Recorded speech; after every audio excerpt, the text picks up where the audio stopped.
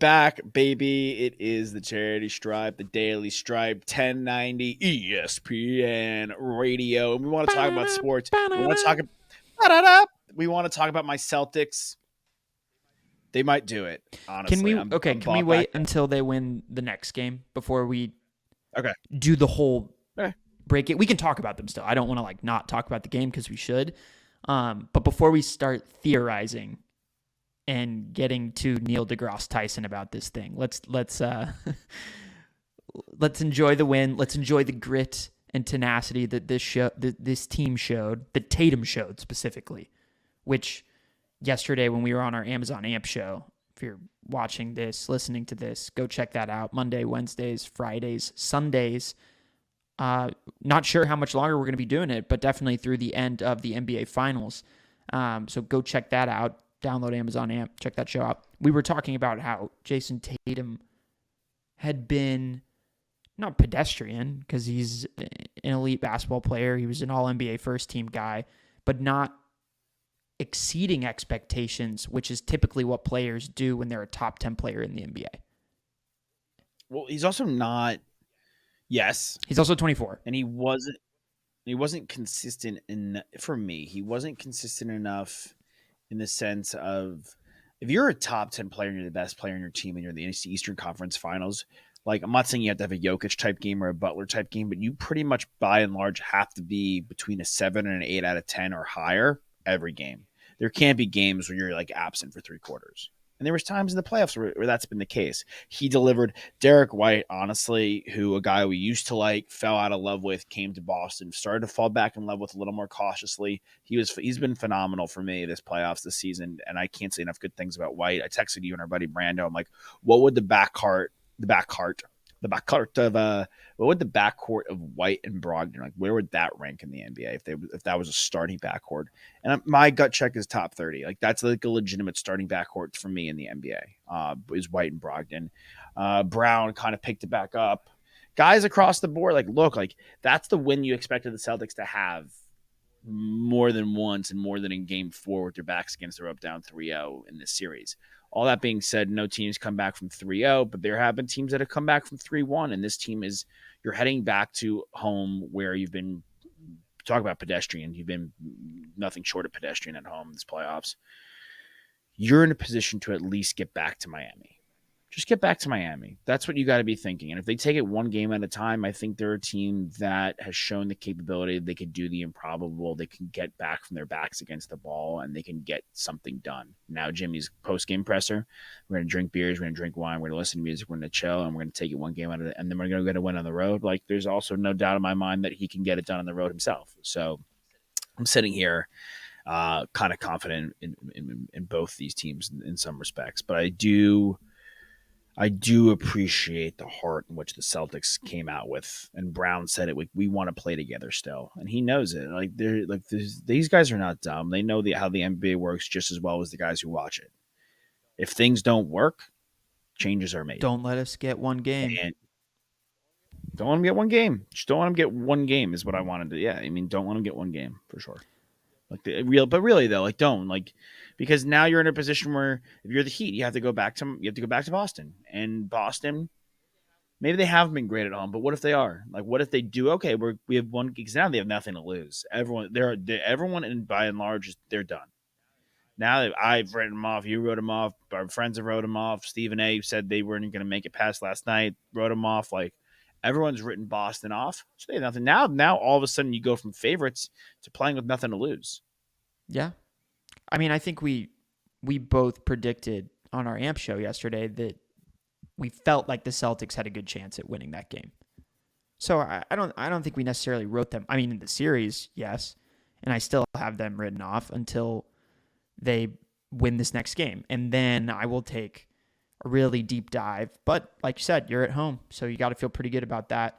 You win that game, of course, you're going back to Miami, and that will be the ultimate test, because if they lose that game, if they win that game, then it really feels like they could mount the true comeback here and do what has never been done before. We love breaking history. We love that. I mean, that's always an incredibly exciting thing in sports. The Nuggets just did it, right? Getting to the finals for the first time. as a franchise. And yeah, I'm excited about it. I mean, I'm really interested in the Derek White, Malcolm Brogdon backcourt just proposal that you've made here. Okay, let's rip it. Ready? I have the teams in front of me. You just say yes or no. We could do this Okay. quickly. I really think we can. Better backcourt. Okay, so then the starting quote unquote Boston backcourt. No, not necessarily. What about Brooklyn starting backcourt? Which is? Brooklyn's starting backcourt is Dinwiddie and Bridges. Well, Bridges isn't really. I mean, if Bridges is in there, that backcourt's better. Okay. Charlotte. LaMelo and Terry, I guess. Is that? I'll Yeah. take them. You'll take LaMelo Yeah. and Terry. Okay. Atlanta, Young and Murray. Yep. Chicago. It's kind of like Caruso and Levine. Yeah, Caruso Okay, and I'm going to Levine. take that. So Yeah.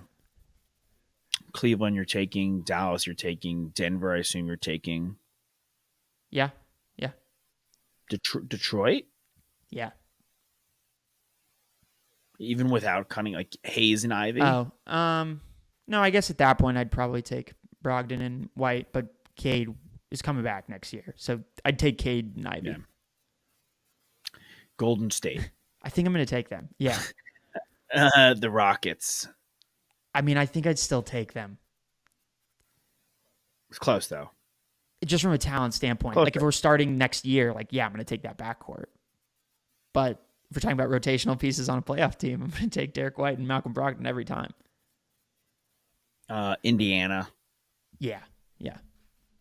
I mean, anytime you have one of these guys as an all-star, like Halliburton, like the Knicks with Jalen Brunson, with like the Timberwolves with Anthony Edwards, the Pelicans with CJ McCollum. Like, you can keep going, but Clippers? No, but seriously though, Clippers, like, okay, it's fine. Like Clippers though. that's where you get into an interesting conversation because Paul George is a wing, Kawhi's a wing, right? So you probably want, and they have Westbrook, Man, Gordon, like Powell. I would still probably take Brogdon over all those guys. I think he's the best player of all those guys. I really do. He's the sixth man of the year. Like, I think he's the best player of all of them. You know, I'm not a big Russ defender, but I'm not ready to say You'd rather Russ than Brogdon. I can't get behind. he was that. incredible in that first round. He's the only reason why they won a couple of playoff games. He was great, but by and large, this whole year he was kind of like Brogdon not a hasn't, train Brogdon wreck, but hasn't, not great. he's never really had that. As good as he is, he's really consistent. He's high percentage. He doesn't force it. He plays smart basketball. He plays great defense, but he's not going to take over a game like Russ can, and still has shown that he can in the first round. But he's rarely gonna have an inefficient game. They're like the hyper-efficient antithesis player. of each other. Honestly, it's a Yeah, I think it's worthwhile. I think this Heat team, that's interesting. Vincent and Strus. yeah. But if Hero's in there though, probably lean them. Okay, but like I No, would that's a think toss up though. about That's legitimate. That's a toss up. Sexton and Clarkson. I'd probably take those two guys. Clarkson's won 6 man of the year too. Monty Morris, Bradley Beal. Let's go on, Bradley. I honestly Beal. won't take that one. I'll take the Celtics. Oh wow, you are out on Bradley Beal these days. Why shouldn't I be? That's crazy. He's like the third best player on their team this year. Yeah, we could skip Suns, no. Blazers, no. 76ers, no. Fultz and Gary Harris. There we go. The Magic. Sure. So Wizards, Magic. So all the elements. But a lot. Okay, so most of these teams that we're picking them ahead of, though, I want to throw in there that like the Heat have Jimmy Butler, who brings the ball up a lot. The Magic have Markelle Fultz, but they also have Paolo Banchero, and they also have Franz Wagner, who brings the ball up a lot. Like a lot of these teams are relying on the Clippers have Paul George and Kawhi Leonard, who bring the ball up a lot. I mean, the Celtics have Tatum and Brown. No, I know, but that wasn't that's not the exercise that we're doing. But I'm just pointing out that a lot of these teams that have some deficiencies at the point guard, shooting guard, if we're breaking it out into 5 different positions on a basketball court, they have really good wings who are versatile, who can play point wing. Yeah. Well, I mean, there's a lot of talent across the game, just in general, guys that can just do a lot of Certainly. things. So Wizards will say, we'll say the Raptors now because I think you'd rather Van Vliet Yeah, Van Vliet and and OG. is OG. I guess if you're going to say he's a two, like that's another team where it's like, what position do those guys play? I mean, honestly, if you're doing it like 1, 2, 3, 4, 5 point guard, shooting guard, that like it's Gary Trent Jr. and Van Vliet. And I like both those guys. So who do you take though, Brogdon? And would you rather have Van Vliet and Gary Trent or Brogdon and Derek White? I think I'd rather have Gary Trent and Van Vliet. Okay. So right now we're at I'm counting the Clippers, Wizards, Magic, Spurs. Because we both like Trey Jones, we both like Devin Vassell, but I still think They beat the Spurs for sure. yeah. So Wizards, Spurs, Magic, Clippers. Okay, so there's 4 teams that this backcourt. You just said they were which is like a top 30 backcourt. So I'm with you. I'm right. Yeah. I'm right. You're right, man. You're right. Wow. Hey, not an overrated take. That's a good take. You had it not. You had it, but we get back to basketball. But you had it not an overrated take. If you want to just share with the viewers, listeners, and so on, what your take was about Succession, the show we've been covering on our show. I told you before we got on. Sometimes you have overrated takes when we let them slide because you say them with such vigor. But this take, I felt this take was I like said, okay, at least like other people think my takes are good, and if you want to call it overrated at that point, that's fantastic. I love the backlash. I'm here for it. Thank you. What about talk to me though about the take you just had for Succession? So I actually think it's spoiler awesome. alert for anyone who hasn't seen Succession season 4, episode 9 specifically. You should catch up. You should watch that show if you've never even started the show. It's incredible. It's definitely on my top 5 list. And it's coming to a close. All time. Which is really sad because the show has been absolutely dynamite. There have been no lulls, in my opinion. It is delivered episode in, episode out. And here we are at the penultimate episode. And Kendall, who this entire season, I would say, has had flickers of disappointment and moments where you felt like, oh, he could lose it, with the snap of a finger. But by and large, of the 3 Roy siblings, he's kind of dominating right now in a way that he hasn't before, especially in the last 3 episodes. So I completely agree. At the Living Plus, he crushes that speech back against the wall. No one thinks he's going to get it done. Starts shaky, turns it around, and knocks it out of the park. Everyone's giving him all this praise, showing that he really can be one of the co-CE bros with his younger brother, who then at their father's funeral breaks down, sniveling little crying Roman. And it was heartbreaking, heart-wrenching, honestly, to watch, and an unbelievable performance once again by Kieran Culkin. But I think it became abundantly clear that this guy is not cut out to be the CEO of Waystar Royco. Kendall steps up. I'm not really sure, even after watching it twice, what he said in his eulogy. It didn't make much sense, but a lot of times that's kind of how he talks, right? He bumbles along. He stumbles into a point. He's almost like the world's, like, the quintessential example of what a podcaster is. But he had a successful speech in comparison to Roman and in comparison to Shiv at the funeral. And he really stepped up for his brother. And I think once again, he showed he is ready to take on 70% of what Logan was as the CEO of Waystar Royco. And people are starting to believe it.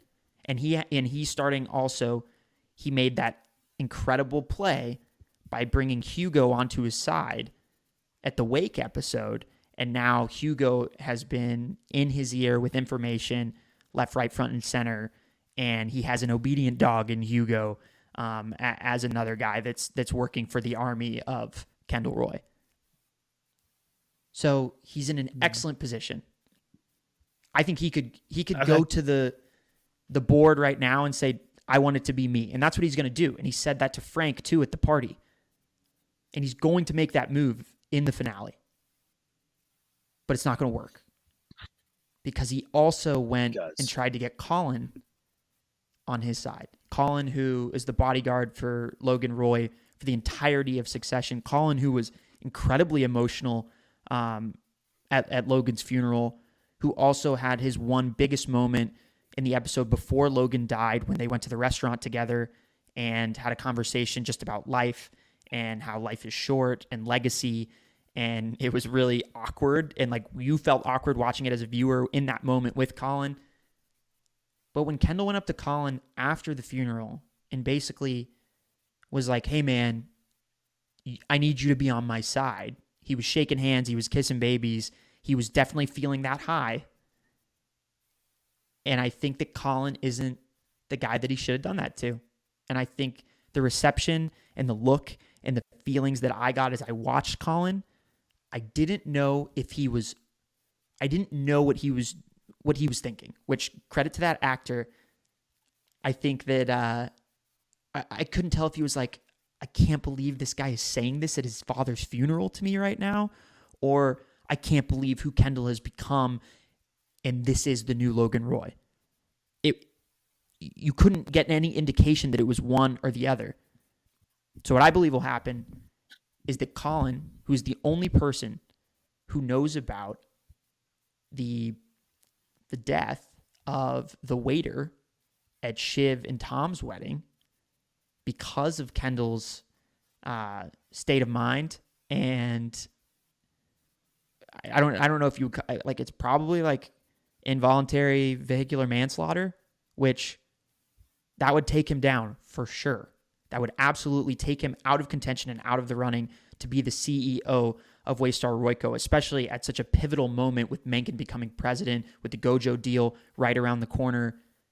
And I think that Colin will go to the old guard, Jerry, Frank, Carl, your favorite, and convince them that it's in the best interest of the company that Logan Roy built out of nothing. Logan Roy, who Colin has the utmost loyalty to, even in the grave. And the old guard convinces Stewie and the rest of the board to not back Kendall and to shut him out. And then I think inevitably Shiv won't be able to be Matsson's pick because Matsson was really turned off by her pregnancy. Like really, really turned off. I know he didn't show it, but I think we know enough about this guy at this point with his relationship with Eppa and his communication with Shiv. He's a wild card. So, he was talking about a domestic CEO for the company after the Gojo deal, but I certainly don't think it's going to be Shiv. And then at this point, I already said, we can rule out Roman. So if Kendall gets knocked off by the old guard through Colin by revealing his deepest, darkest secret, which hasn't been brought up this season, but it was brought up at the very end of season 3 when he shared that information with his brother and his sister. So they also know. And I think, ultimately we get a scene where it's Stewie giving the news to Kendall and kind of just, a lot of stuff reminiscent of the first season when he screwed him over and he was kind of just like, sorry, Ken. Like, this is the right move financially for all of us. And ultimately, there is one who remains to be the pick for the CEO in the United States when the Gojo deal goes through and Mencken allows it. And it can't be Tom because Tom has blood on his hands now from ATN. And there's only one other Roy member who's left to pick from, and he's the perfect puppet. I honestly think like Greg the Egg has a relatively decent shot at ending up as CEO. It's absolutely wild, but Matsson would get whatever he wanted from it. Mencken would get whatever he wanted from it. Greg is the type of guy that has just enough of not a conscience to get the job done. I mean, he's fired people left and right. He had that moment with Jess where Jess, which I was talking with you and Nick about, she represents like the point of view of the average human for like us. Like that's who I relate to when I watch a show. I'm like, I think the same way that Jess does. When she makes the Jim Halpert face because Kendall said something absolutely ridiculous, I'm like, I'm making that face right now too. She is the only like tether to the real world in this show because none of these people are operating on a planet that the majority of humans operate on a daily basis. And she had that conversation with Greg, and she was basically like, Greg, like, you don't need to make the call to send Mencken into the presidency. And Greg was like, well, but someone has to tell them it's going to happen anyway. Like, I just think that it sounds ridiculous, obviously, because it would end the show with Greg the Egg becoming the CEO of Waystar Royco. We saw Bran on the Iron Throne. Anything. But let me happen. also say this: the show began with Greg too. The first scene in this show, in succession, season 1, episode 1, is when Greg throws up in the mascot costume at the theme park. He started the show. He's going to end the show. I mean, it is a comedy. It's a dark comedy, but it is a comedy. And what is one of the top rules of comedy? Full circle, close the loop. You got to bring it back. So I think that, I mean, this is really, I don't know if it's going to stick, but this is one of the better theories I've heard of any show in a long, long time. I mean, what do we know? What do we know from it? Let's start there. The Mencken alliance with Gojo seems real. Yeah. So Lucas and Mencken seem legit. I'm buying that. I'm buying that there's a world. I texted you guys after you texted the theory. I texted you guys. There's a world in which Shiv, who's put all her eggs in the Lucas basket, Roman, who's put all of Roman and Kendall's eggs because they control each other's eggs a little bit. They tethered together. Roman and Kendall, who put all their eggs in the Mencken basket. The three of them sit there going, "Oh my God, what have we done? We've given our company to a foreign, a foreign entity, and we've put a president in place who is off the rails. It's off the rails." That's an I saw a clip the other day. Yeah, I saw a clip the other day. It's like Roman calling him out for being a fascist. So they have put this all in place. I think going after Colin. I think I'm gonna err on the side of it was a bad move. Because I don't think Kendall knows their relationship. Also, Kendall came at him a little hot. I think calling him out for like therapy and stuff like that and whatnot. Like, I don't know what the deal was. I think Colin and Logan, we saw when he died, like, why show us the scene of him just standing on the tarmac? He was the one that was like, everyone was moving and shaking. And he was the only one that was really devastated. Yeah. I mean, think about what his job is for however long he worked for Logan to protect him. Not only his physical body, but also his legacy and what he represented. And letting Kendall be the CEO of this company ultimately will be detrimental. He has seen the damaging behavior that Ken has brought to himself and to others with that kid who lost his life. Like, it's just, and I think, as great of an episode as it was for Ken as he continues to kind of summit here, he also at the beginning of the episode said, "I'm going to throw myself in front of a car to stop Rava from getting out of the city." And yeah, I was about to bring up the fatherhood thing. Like, is another point of like he's still not a good. Well, he's father. Obviously at this point, I think it's pretty apparent what Jesse Armstrong, the creator, and the writers have been trying to do, which is draw tons of parallels to Logan, right? And you could even say when Ewan divulges that Logan and their parents basically blamed Logan for the death of Rose, their sister, that kind of hardened him and shaped him into who he would become when he would create this massive empire and become this brute, as Kendall called him. Kendall also has a death that kind of changed the trajectory of who he was and made him, in many respects, like someone we had to take more seriously because of what had happened to him. Like our perspective as a viewer changed a lot when that happened to him. Because especially in TV and in film, a lot of times if we don't see the consequences of the actions of addicts to other people, we don't find that the addiction to be that damaging. And it's something that we take less seriously. We might laugh at it, right? If he goes and blows down again, like in a den in Albuquerque. But once something bad has happened, then we really look at it as like, that is a truly damaging behavior. And once he killed that kid, he was a ticking time bomb. Like he could go off at any second. And I think the immediate reaction at that point, because the whole question of the show every single episode is who is going to be the successor. At the time, we were like, it can't be him. It can't. He's got a blemish on his resume that just cannot be overlooked. Yeah, I don't think here's what I think. I'm not saying I think it can't be him still, but I rest on the nostalgia that it could have been. Yeah. It could have been. Like I really, and I'll die there. I think it could have been Kendall, but too many things have happened. He's made a mess of himself too publicly at times for people to trust it. And I do think that I think he's, when you're riding a high,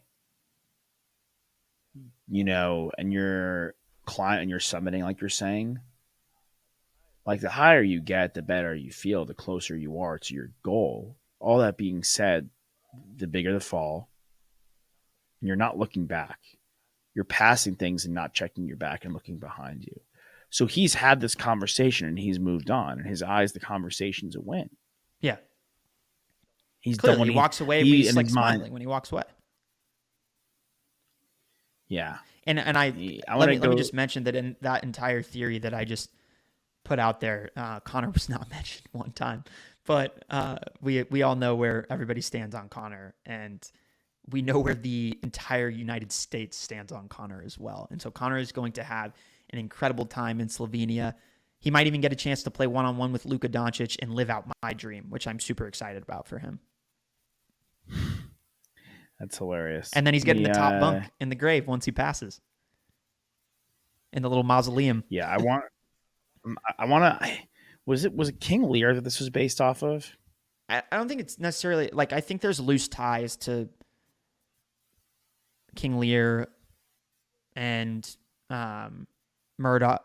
Rupert Murdoch's family, obviously. Like, I think there's loose ties to a lot of different things here. But Armstrong is he's from Manchester, so there's the English tie there to one of the goats, Shakespeare, whoever Shakespeare is. Who do you know that those like theories about? Not as well anymore. Like, is Shakespeare a woman? Is Shakespeare a collection of different writers? Or is it the person that, like, the history books tell us that William Shakespeare is? I'm sure it's a bit of both. Could be. Rupert Murdoch's wife in real life is named this blonde woman named Jerry. That's hilarious. We talked about this already. Or Jerry, the actor. You know who she's married to? She's married to the guy who wrote Kenneth Lonergan. She's married to Kenneth Lonergan. Yeah. Which, is he involved? Because it's weird. Is he involved in this at all? I don't think so. Because she's married to him, and Kieran did. Right. This is our youth. Yeah, they obviously know each other very, very well. Yeah. 100%, which is considering their characters and where their characters have gone, very interesting. It probably makes it. It probably makes it easier, honestly. Yeah, I wonder if he dies. Other, basically. I wonder if he dies. Roman? Yeah. I mean, he's in physical peril right now. He's in the middle of the streets. Yeah, I mean, that's not a crazy theory. I hope none of them die. It doesn't feel like it's that kind of show, but anything could happen. Anything could happen. Do we know the runtime on this thing? No, we don't, but it's got to be 1:15. They've got a lot to get done, a lot of loose ends to tie up. But as the way that it goes with these finales, like I say that, but they don't really have like there's certain things that they're gonna tie. They're gonna What do they have to tie up? What do they tie up for you? well, there's just a lot of characters that I feel like I'd like to see some sort of closure on. No, Who? Who are you nervous about not getting that for? I mean if I don't get a lot of Connor in this episode, I'm gonna be upset. If I don't get Tom Shiv closure, I'm gonna be upset. If I don't get Carolina closure, I'm gonna be upset. I need to know who's gonna win between Hugo and Carolina. I need to know. You're gonna get that, but you could get that in 5 seconds. Yeah. That's like you're gonna get everything you need, and it's gonna be quick. What about Jerry? You think That's how Jerry? to So separate. so we're looking at a Jerry Roman scene for sure, right? Are we gonna see like is Rava gonna be in this episode? Probably not. Maybe a small bit, but like Rava, Carolina, Hugo, those are small You bits. know the coolest thing about Kendall Roy What? is that he named his son Iverson. Yes, that is the Yeah. cool. That is the coolest thing about Kendall Roy. Speaking of Iverson, very excited about Succession. Love your theory. What's last 10 minutes? Let's talk about hoops, man. So Nuggets move on. LeBron may retire, and then now we're sitting here with the Celtics down 3-1. Melo just Yeah. retired.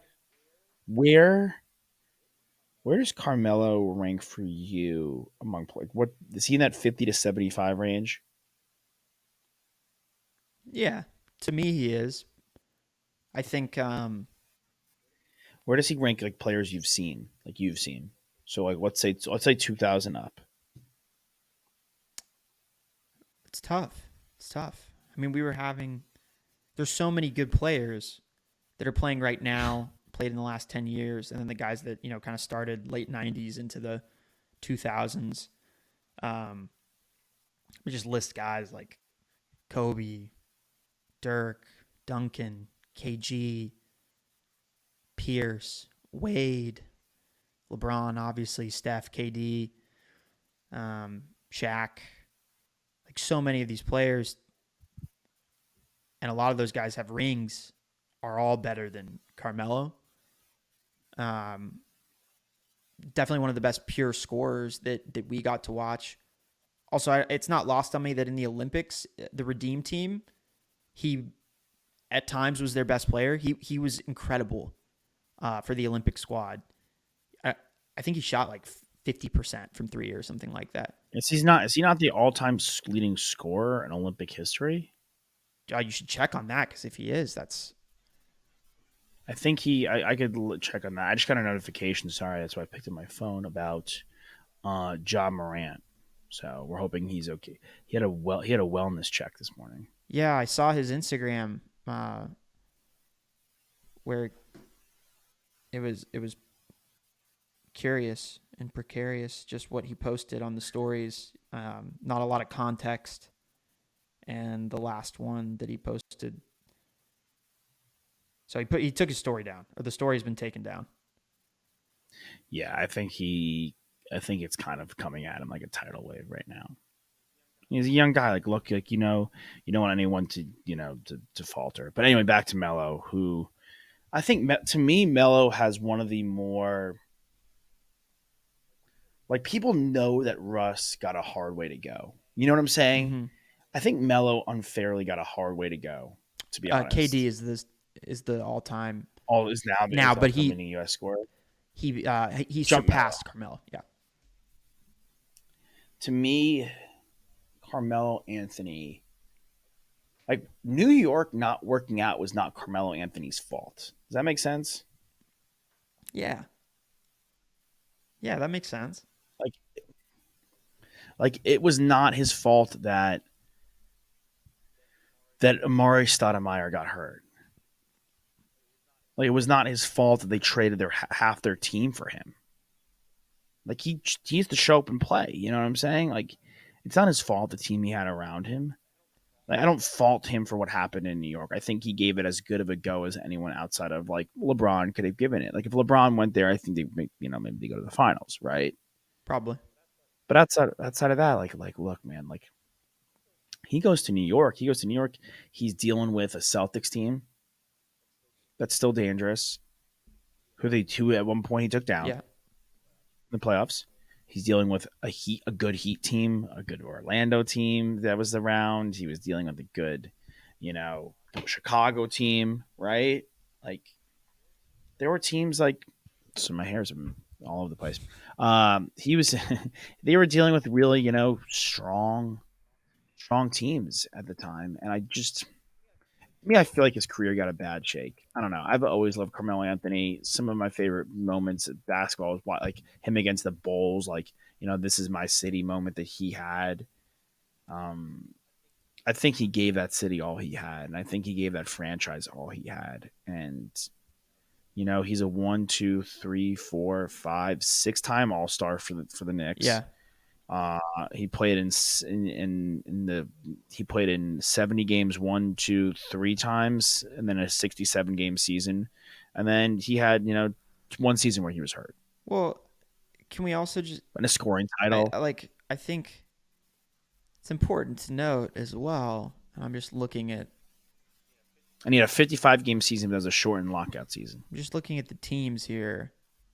So he's not playing with them in 2017, but he's there basically from 2010 until the end of the 2016 season. Mm-hmm. He had Jeff Hornacek as a coach, and Steve Mills was their general manager. They had Derek Fisher as a head coach. They had Mike Woodson as a head coach. And then Glenn Grunwald was their general manager. They had D'Antoni. They had Donnie Walsh as their general manager. They had 5 general managers, president of basketball operations. Every team calls it something different. They had 5 head coaches. To me, immediately, that's a massive red flag when you're looking back at that team and the expectations, the realistic expectations of what Carmelo should have been able to do in regards to playoff success. I think now more than ever, we've honed in on, as talented as guys are, now then the creation of a roster around your superstars is essential in competing deep in the playoffs and getting to the NBA Finals. I mean, you look at this Nuggets team, they've been together for 5 years. This core of Porter Jr., Jamal Murray, and I know Murray wasn't on the court, last year, Jokic, but these guys have all been in the same locker room for 4 or 5 years now. Mike Malone has been their head coach the entire time. That's such a luxury. That is not something that a lot of NBA teams can say that they have. And go figure, it took them that long to actually put the right guys around Jokic because they had to go get Aaron Gordon. They had to go get Bruce Brown. They had to bring back Uncle Jeff. Christian Braun, who they drafted this year, gave them really important minutes. But they also had to trade Bones Highland away from the team this year. They had to move. No, never mind. They traded for Thomas Bryant, which is wild that he's still on this team. And they had to bring DeAndre Jordan into the locker room as a vocal leader. They're kind of like Udonis Haslem. I mean, that guy's up on the bench. He's in it. He is involved. So all that to say, Carmelo never really had a fair shake at that. And Yeah, I'm looking at he went to he was the best he ever did was the number 2 seed. He was a 2 seed in the playoffs. As a 2 seed in the playoffs, he lost to the 3 seeded Indiana Pacers. The Pacers had Paul George. The Pacers had Roy Hibbert. Vogel. They had Vogel. Was Granger on that team? Danny G was not on that team. They had Stevenson, George Hill, David West. Yeah, good team. It's a good team. And the Melo's the leading scorers for the Knicks in that series. Melo had 29. J.R. Smith had 14. Our boy Raymond, who you're tight with, had 11, and then no one else had 10 plus. Shumpert had 9.7.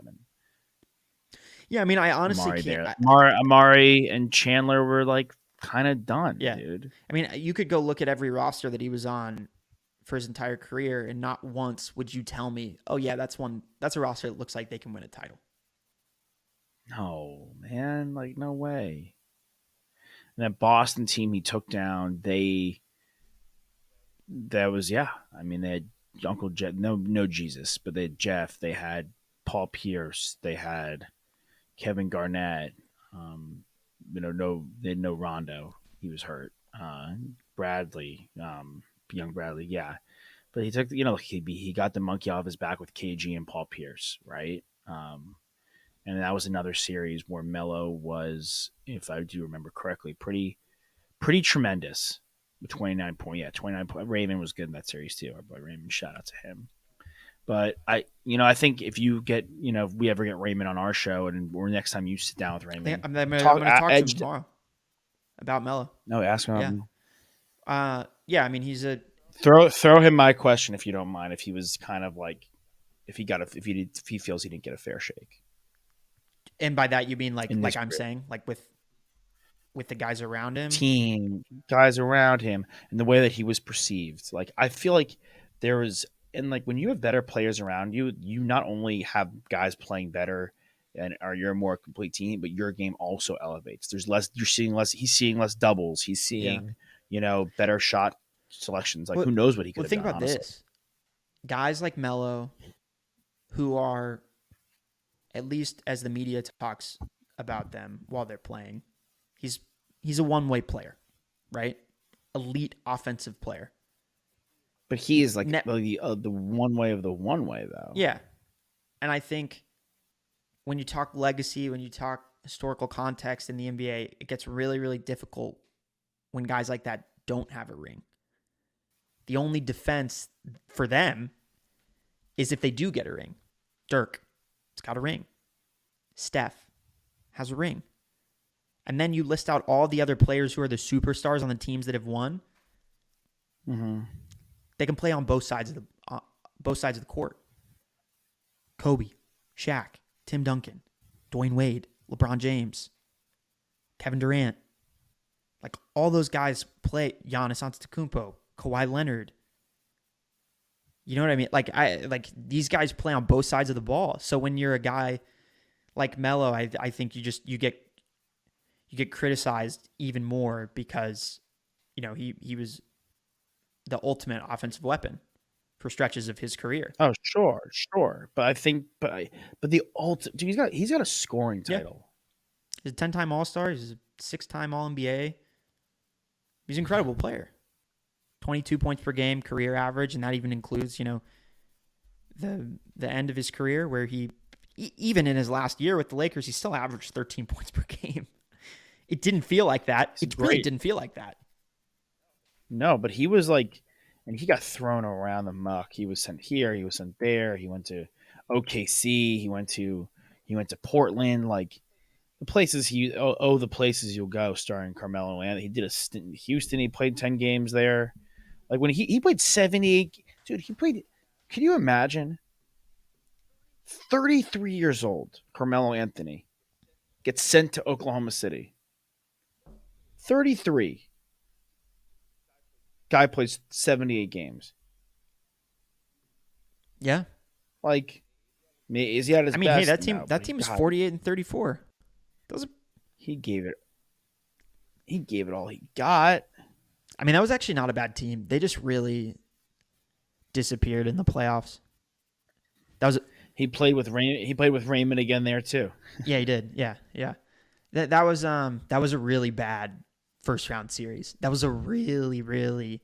Did he win? Is that the year Russ won the MVP? It was, or no? and they got bounced in the first round against the Jazz. No, he didn't win. He didn't win the MVP. It was the MVP year. Yep. No, it was the year after. That was Harden's MVP year. Might have been, yeah. That was the triple-double record year, though. I'm pretty sure. The guy had a triple-double. No, but when he broke Oscar's record. Oh. Yeah. Yeah, because the year before he won the scoring title with a triple-double, and the year after that was Paul George's first year. Yeah, and Paul George was top 5 in MVP candidacy as well, I think. Maybe not by the end of the season, but like throughout the season. It's one of Paul George's best years. And that was a really bad blemish on Russ's playoff record. I mean, Terrible. Donovan Mitchell was the best player on that Jazz team, and he was what, like second year in the league? Ugh, that is such a bad. Ricky Rubio destroyed them that one game Yeah. in Well, Utah. we talk about like heliocentric style basketball. That I felt like they were really lost in that series. I mean, not to just like reminisce about the days where they lost in the first round, but it was kind of like, hey, Yeah. Russ, you did so much for us during the regular season. You're going to keep doing that, right? But in the playoffs, we know that's not necessarily true. You need other guys to step up. And that's one of the things back You need to to be able to Jokic. contain. It's what he does so well. Is he elevates the guys around him, and they're ready. They're ready for the call. But it is interesting that Yeah. I bring up the Nuggets and kind of the consistency with them. Melo had more consistency, and his teams were more of a threat, I felt, when he was in Denver. And, George Karl was coaching that team. And whatever people think about George Karl now is just fine. He says some ridiculous things every now and then, and he's pretty old at this point. But those are some competitive teams. They knocked out the Mavs in one series. J.R. Smith. J.R. Smith was like peak powers, J.R. Smith at that point. That's when he went to the Western Conference Yeah. Finals. It's a good team. Ugh, and he won one in LA. Can you imagine going to LA and winning one? At Staples back then. Yeah, Kobe came to Denver the next game at 41. Yeah. Jesus. I mean, I'm still doing what I Little- like that exercise. Like I'm racking my brain for guys that have won titles who are top 2 guy on their team and aren't a two-way player.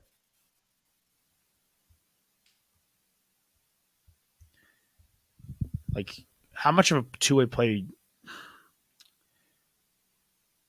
Like you can tell me like, okay, like Parker and Ginobili, but they had Duncan, and they had Kawhi in that later one.